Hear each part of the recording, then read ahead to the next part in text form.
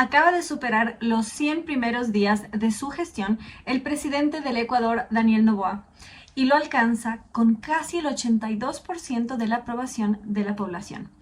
Esto ha logrado superar un hito histórico. Es el mandatario con más respaldo en la historia democrática del país, además de ser el más joven. Y todo esto lo ha logrado sobre todo por su lucha contra el narcotráfico.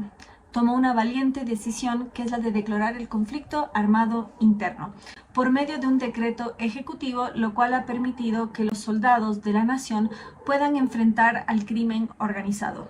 Esta percepción se ve no solo dentro de la nación, la de la popularidad, sino incluso desde fuera del país y por parte de exmandatarios. Uno de los más enfáticos ha sido el expresidente Osvaldo Hurtado, que destaca y resalta que el mandatario Daniel Noboa tiene una personalidad y un discurso que no es chocante. Más bien tiende a ser muy tranquilo, incluso hasta flemático, es muy calmo y en medio de la tensión que vive la nación, él logra transmitir esa paz, no solo por medio de las acciones de los militares de las Fuerzas Armadas y la Policía Nacional, sino incluso por medio de su discurso. Además, desde que asumió la presidencia, ha hablado no tanto de los antis y los pros, sino justamente lo que quiere hacer es una nación propositiva, no dividirse por bandos. Y esto ha logrado que tenga respaldo incluso entre quienes deberían ser sus opositores naturales. De hecho, si uno busca titulares, noticias, videos sobre los 100 primeros días de la gestión de Daniel Noboa, solo va a encontrar artículos negativos por parte de Pichincha Radio, Radio Pichincha, que es una radio del socialismo del siglo XXI, totalmente funcional, al exmandatario Rafael Correa, a la prefectura de Pichincha, donde está que mejor dicho es la provincia donde está la capital de los ecuatorianos, y que sirve a una agenda discursiva. Es la única que vamos a encontrar en su contra. Sin embargo, vemos que en la Asamblea Legislativa, en el poder, lo que es ahora Asamblea Nacional en el Ecuador, lo que en otros países vendría a ser el equivalente a un congreso, un parlamento, a pesar de estas tensiones político-ideológicas, hasta ahora toda ley que ha sido presentada por parte de la bancada gobiernista y por el propio mandatario ha sido aprobada. Por el momento ya son 4 y se avecina la 5ª ley que va a ser aprobada. Y esto ha logrado una hegemonía que logró, como ya dijimos en un video anterior, que la Asamblea Nacional, el Poder Legislativo, aumente su popularidad por encima del 40% cuando estaba por debajo del 10%. Además, aumentó su confiabilidad porque ya nadie confiaba en la Asamblea Nacional. Mientras tanto, los más escépticos, como por ejemplo el analista Rafael Cuesta Caputi, él destaca que el hecho que tenga tanta popularidad, Daniel Noboa, habría que contrastarlo con otros mandatarios. Todos han llegado a sus 100 días con amplia aceptación. Incluso el expresidente Abdalá Bucaram tenía altísima popularidad en sus 100 primeros días y fue derrocado después de 6 meses. No solo él, sino incluso su vicepresidente, que hubiese sido la primera, o mejor dicho fue, pero por poquito tiempo, ni siquiera una semana, Rosalía Arteaga. Fueron removidos del poder ambos y sustituidos por quien entonces ocupaba el poder legislativo en su máxima instancia.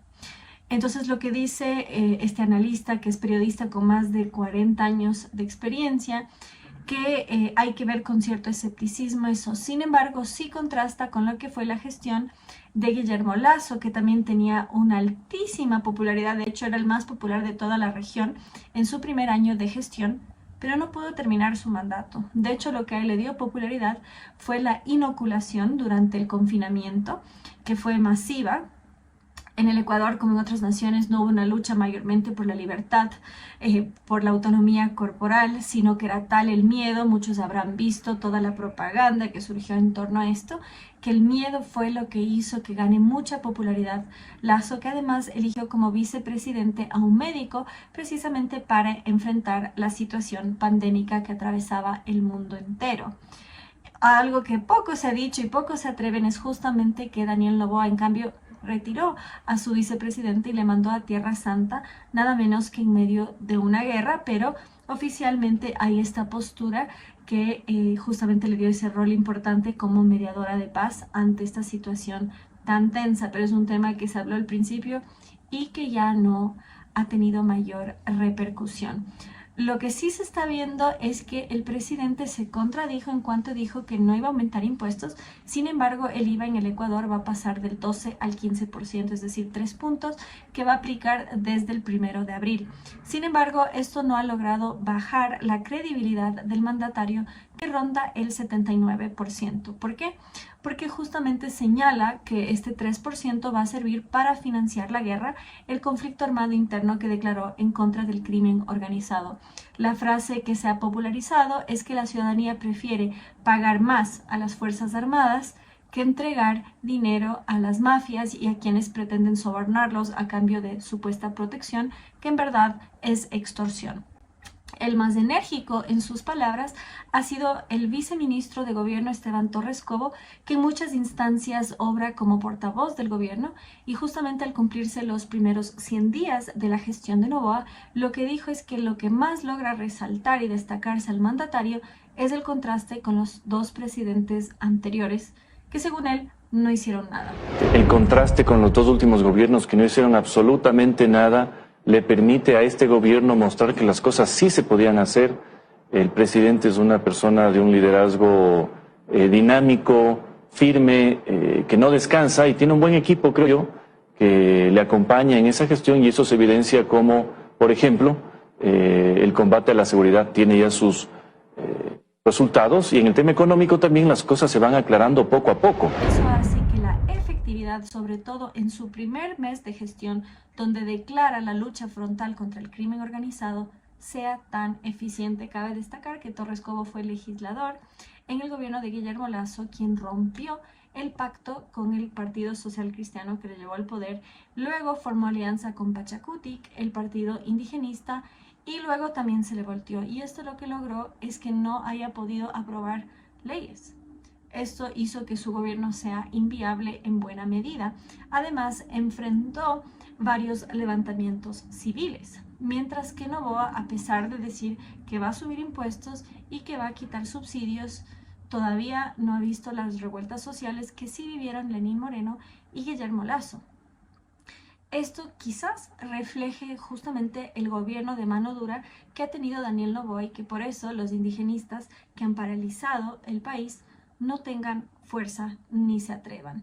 Ecuador, recordemos, fue quien inició las brisas bolivarianas en octubre del 2019, mientras que ahora todavía no se ha visto ninguna revuelta popular, ni gestionada desde adentro ni instigada desde afuera. Por el momento lo que se siente es que muchos, y esto lo aclara la analista María Sol Pons, que el sentimiento común de los ecuatorianos es: hay que dejarlo gobernar, hay que darle la oportunidad, y cabe destacar que solo va a estar en el poder poco más de 1 año y medio, con lo cual 3 meses o 100 días, un poquito más, de la gestión de Daniel Noboa no es equivalente a la de un mandatario que se espera que gobierne 4 años, sino que ya ha atravesado el 20% de su gestión, lo cual reflejaría lo que sigue después. Además, esto sirve para su popularidad si es que decide lanzarse en el año 2025, en los cuales ya gobernaría 4 años. Por ahora hay un consenso de aprobación de dejarlo gobernar y agradecimiento en los resultados que han logrado, que en tan poco tiempo, si bien al principio había mucha tensión porque lograron escaparse de las cárceles criminales como alias Fito, cuantos más, o sea, de alta jerarquía dentro del crimen organizado. Y cabe destacar que en Argentina retuvieron y deportaron a la familia de alias Fito, es decir, no solo se escapaban de las cárceles los criminales, sino también sus familias. No obstante, la respuesta automática e inmediata del mandatario hizo que esto pase a segundo plano y más bien se impulse su popularidad. Lo mismo cuando se refirió a chatarra, a las armas rusas que Ecuador pretendía venderle a los Estados Unidos, y luego de un enérgico mensaje de Rusia, finalmente Ecuador decidió por medio de su presidente que no le iba a vender más, que no iba a ser cómplice de la guerra en Ucrania al saber que iba a ser para ese fin, y tampoco iba a afectarse de no comerciar con Rusia, que es uno de los principales importadores de banano, que no solo es uno de los productos de mayor exportación del Ecuador, sino también del Emporio Noboa, del cual es heredero el mandatario de los ecuatorianos. Por ahora la popularidad sigue alta, la confiabilidad y la cual se traduce en la confianza en las demás instituciones. Incluso ha logrado un efecto rebote en la Corte Constitucional, que hasta el momento tendía a ser progresista y garantista. No admitió el habeas corpus para criminales. Juristas, abogados y jueces de corriente progresista y garantista pretendían proteger a delincuentes, entre ellos violadores, asesinos, narcotraficantes, incluso darles trato prioritario en el sistema de salud. Pero la Corte Constitucional no dio pie, en cambio sí dio pie para que continúe el decreto ejecutivo que permite el conflicto armado interno en el Ecuador. Es decir, el efecto Noboa está logrando que la mano dura sea la realidad en los tres poderes de la nación. Para saber cómo continúan los siguientes 100 días y lo que queda de la gestión de Noboa, no olviden suscribirse, darle like y compartir.